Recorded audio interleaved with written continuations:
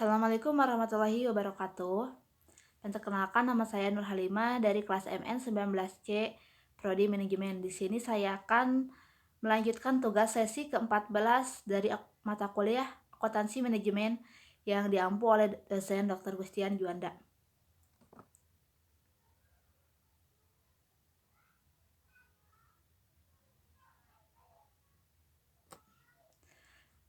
Yang pertama, saya akan menjelaskan mengenai definisi Environment Management Accounting. Menurut Arpan Ihsan tahun 2008, Environment Management Accounting merupakan identifikasi pengukuran dan alokasi biaya-biaya lingkungan hidup dan pengintegrasian biaya-biaya ke dalam pengambilan keputusan usaha serta mengkomunikasikan kepada para stakeholder perusahaan. Sedangkan menurut IFAK tahun 2005, Environment Management Accounting merupakan pengelolaan lingkungan sekaligus kinerja ekonomi organisasi melalui pengembangan dan implementasi sistem dan praktik akuntansi yang sesuai dengan kebutuhan perusahaan tersebut. Sedangkan Environment Management Accounting secara garis besar yaitu istilah yang berkaitan dengan dimasukkannya biaya lingkungan environment cost ke dalam praktik akuntansi perusahaan atau lembaga pemerintahan sebagai dampak impact baik moneter maupun moneter yang harus ditanggung perusahaan. Kedua, saya akan menjelaskan tentang tujuan Environment Management Accounting. Yang pertama yaitu untuk menghilangkan kesenjangan informasi karena tidak teridentifikasi biaya dan kerusakan lingkungan. Kedua, membantu perusahaan meningkatkan kinerja lingkungan keuangan dan pengungkapan informasi lingkungan. Ketiga, berperan penting bagi perusahaan untuk fokus pada produk bersih, manajemen rantai pasokan, produk hijau atau sistem pengelolaan lingkungan yang baik. Keempat, yaitu perusahaan dapat mengenali dan mengurangi dampak lingkungan negatif dari praktik akuntansi.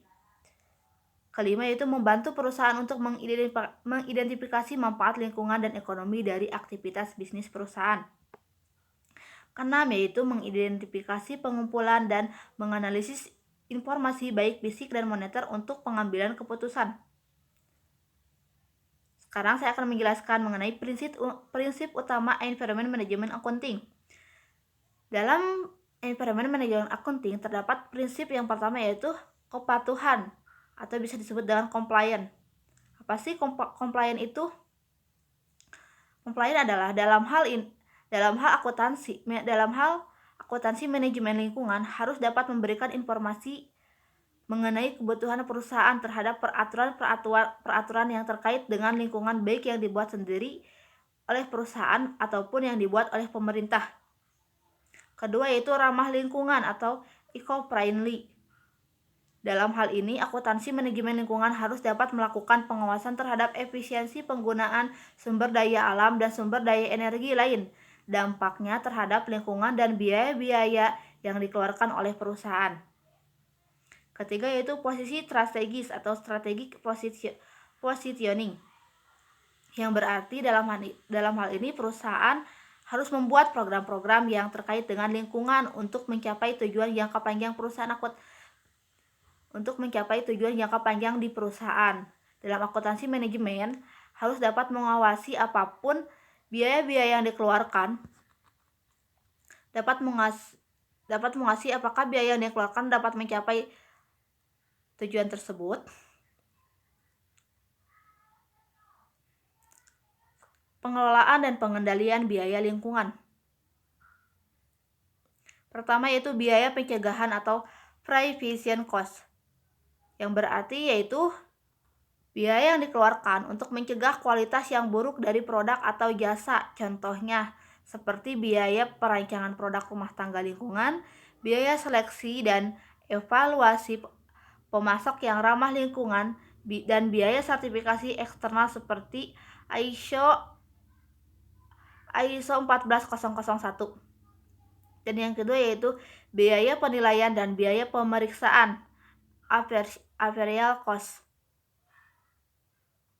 yaitu biaya yang dipergunakan untuk memastikan serta mengidentifikasi kesalahan barang atau jasa agar sesuai dengan peraturan yang ada. Contohnya seperti biaya audit terhadap aktivitas lingkungan, seperti biaya inspeksi terhadap proses maupun produk yang dihasilkan, dan biaya pengembangan tolak ukur yang berkaitan dengan lingkungan.